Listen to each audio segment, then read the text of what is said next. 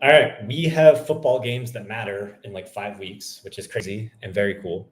What's very cool is that we have football games in 5 weeks that matter that we can bet on, which ideally profitably, which I know for a lot of people watching this video is one of the great joys that life has to offer. So in this video, I'll kind of go over my plans. I've had lots of questions on what I'm doing for football.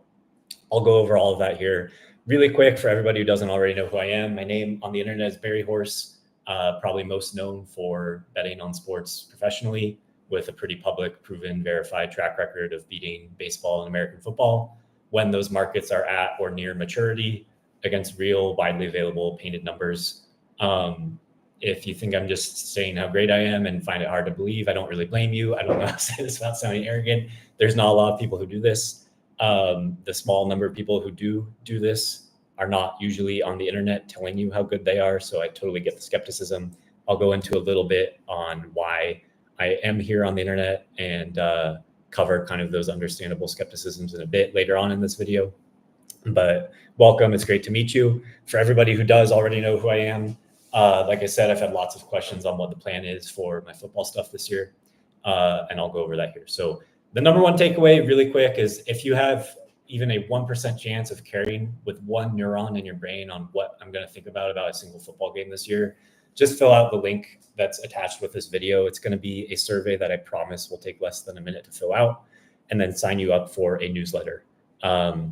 This newsletter is still kind of up in the air of exactly what you'll get. It could be some educational stuff, could be a pick here and there, not really committing to anything, but definitely you'll be the first to find out on anything I'm offering with halftime service or anything related to that. And what I will be doing this year for free for everybody is a weekly video on Friday. I did this last year for Behind a Paywall. The results were very good. I'll go over why I'm now doing this for free and sharing this with the world. But for anybody who's going to want to ask questions that I'll answer in that video, the only way you'll do that is by signing up for this newsletter. So again, if you're interested at all, please I think it's going to be 30 seconds and probably even less than that. Answer 2, 3, 5 questions, sign up for this newsletter, and you'll basically be able to hear everything that matters for my football opinions on stuff this year. If you think I'm full of it or not, love me, hate me, whatever, the markets do react to everything I do. So if you are even contemplating betting $1 on football, I don't know why or how you would think it's a good reason to not sign up for this newsletter right now, even if you find everything I say to be like reprehensible and wrong and disagreeable. I'll go into a little bit on why you probably shouldn't think that and why the market heavily disagrees with you later on in this video. But yeah, there you go. So yeah, like I said, I'll be doing that weekly video on Friday. If you go back on my YouTube channel, I did these for the NFL playoffs last year, just kind of breaking down what I see in the numbers or don't. I do have like plays or bets on those calls. I'll go over those results in a bit, but the results were good and the market cared and moved a meaningful amount on all of them. So if you care, that's going to be happening on Friday this year for free for everybody.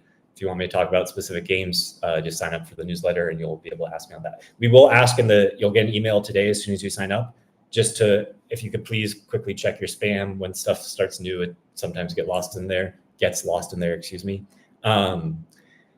And we'll ask quickly in the email if you could just reply with a couple words so everything gets set up and recognized as like normal and legit, and everything will be good from there. For everybody who was part of the halftime service last year or wanted to be but couldn't make it work budget-wise, the plan, we'll see at the responses to these surveys, but the plan this year is to make things a little bit more flexible in what we're offering. I know it's sort of a lot to ask for to be around 12 plus hours all Saturday, 12 plus hours all Sunday.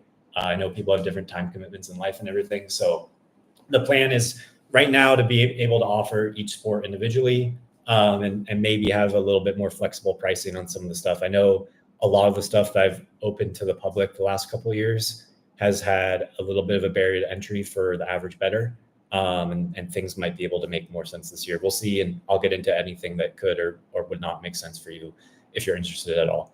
A little bit in this video, but yeah, those are really the main things. Is if you want to hear anything I have to say, please sign up for this newsletter. On Fridays, I'll be doing this free video call. And the plan as of now is to do some halftime service somewhat related to last year. For the stuff I talked about at the beginning, I'll talk about why I'm so insane to be, open to talking to the world about all this stuff. and kind of some of the results from past seasons, so you can decide if you're interested.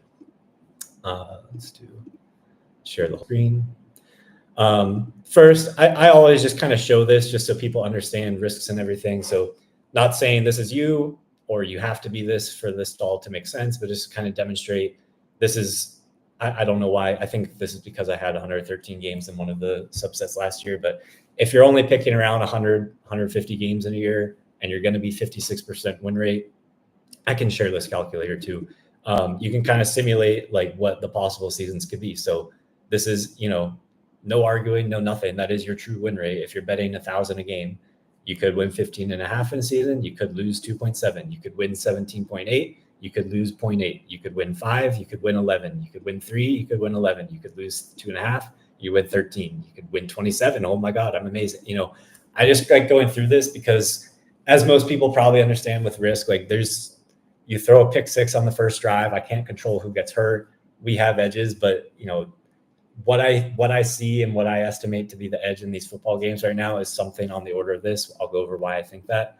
But certainly nothing is like a complete guaranteed, can never lose. I don't have tomorrow's newspaper. I don't have some crazy AI bot that's going to be 70% winners or anything like that. Just want to be realistic with everybody from the start. Maybe I'm a horrible salesman, but that's all I can do. So real quick on some of the track record stuff. 2 years ago in 2023 in the football, I posted these halftimes for completely free. Again, this is all waiting until 10 minutes after the markets open, right when the game goes to halftime. To the extent that price discovery can happen, this is as close as you're going to get with the halftimes. And all of this is tracking against super painted numbers. So just to give one example, comparing it to a baseball game today, don't go and bet this, but let's pretend I liked St. Louis. I don't, but let's pretend I like St. Louis today in the baseball. I would be tracking this game at like 147. I wouldn't be going and tracking this because 138 is at Poly Market. I would not be saying Novik has 140. That's my record. And if you don't know anything about these numbers, that's a huge, huge, huge deal in results. I track against very fair middle of the market stuff. And that's kind of the standard I've used for tracking on all of these sheets is like real legit numbers where the whole market's there. And so here you can see how I did in the halftime college football 2 years ago. Here you can see in the NFL, up above 60%. Here you can see the halftimes last season. I'll address a little total stuff. Look, you can see the whole service last year. I have nothing to hide. I'll go into the team totals, probably a pretty stupid, immature mistake to include those. But the halftimes, which is all I'll be doing this year, you can see this is how they did in college. You can see up above 60% again in the NFL, which is the most liquid. And you can see the overall win rate for the NFL. The halftimes was just about 60%.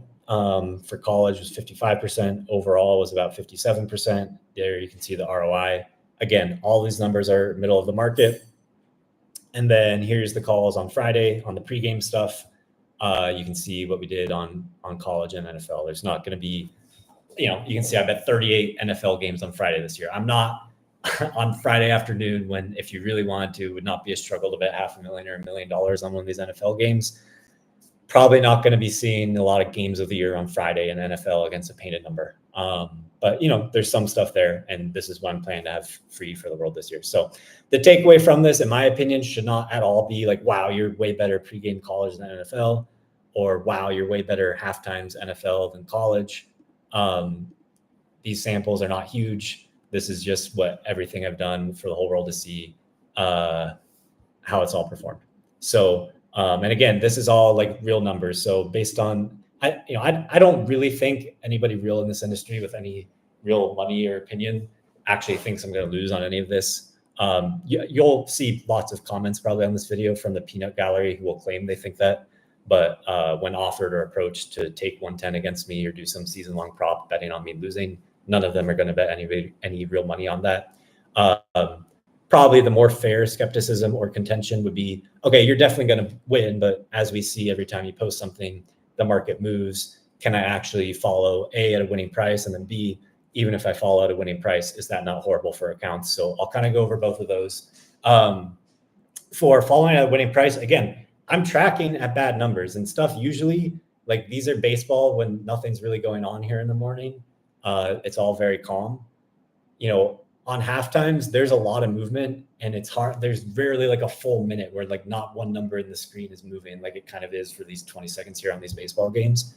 And again, I'm using bad prices. So realistically, and based on feedback we've gotten from everybody last year, a good rule of thumb is about a third of the people following are beating me like a material amount on the prices and outperforming the way I'm tracking everything. About a third are on average staying right around the number I'm at. And then about a third are probably slightly behind, taking, 5-ish cents the worst of it, which is still well within the size of the edge on what these halftimes have been. So we've actually had no real issues with availability or people being able to follow. As for burning the accounts, I've never understood this contention. Like, if your argument is it's hard to make lots of money bet on sports, yes, I agree with you. You cannot just sit on your ass, do no work, do nothing, and make $1 million a year without any thought. Obviously, if it was easy, every single person would do it. And if every single person could do it, then $1 million wouldn't be worth having. This takes some work in moving through accounts and knowing how to hide stuff and be smart with what you do with these accounts. Zero judgment. There's some people who like doing that, or at least can tolerate it more than I can. I don't. And that's kind of the whole reason I do this halftime stuff with the service and everything is, to go run and take down one of these markets, unless you're going to be making your full-time job, just churning through accounts and meeting all these people in the industry 24/7.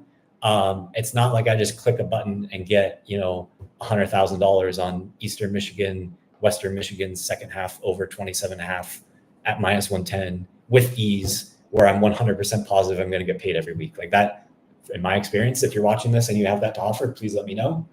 In my experience, that does not really exist. NFL, some of the sides in NFL, that's probably in the range. But still, I think EV wise, offering a service like this drastically outperforms that before you get into, cleaner taxable income for me for what I do with everything with Bitcoin. And just kind of like a more legit setup for me. And it just makes a whole lot of sense.